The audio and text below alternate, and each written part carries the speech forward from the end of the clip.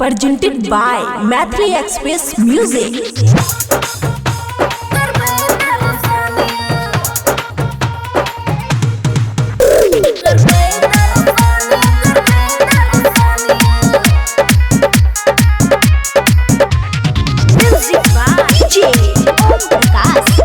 खुशी recording studio बलुआहा।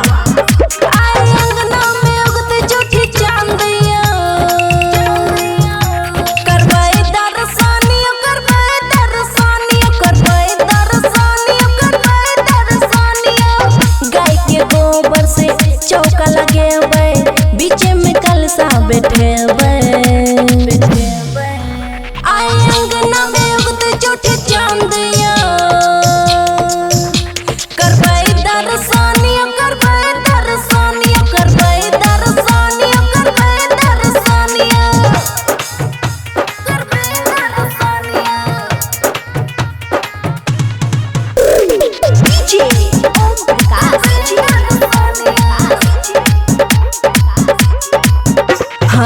सिंदूर पीठा से अर्पण पारल छे, खाजा लड्डू पूरी साजल छे, चौरचन के सब ओरियान छे, चांद में बिराज भगवान छे, दही के मटका केला के हाथा, चौठी चांद के गाथा।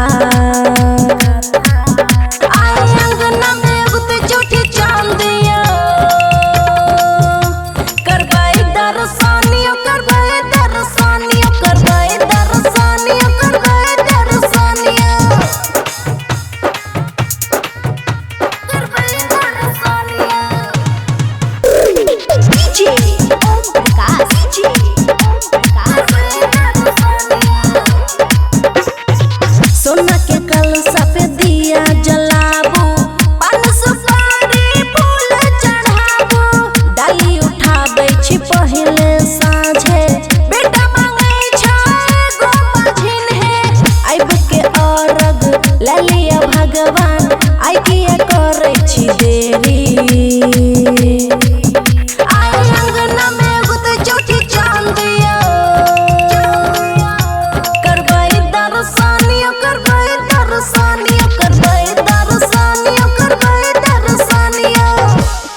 खुशी रिकॉर्डिंग स्टूडियो बलुआहा।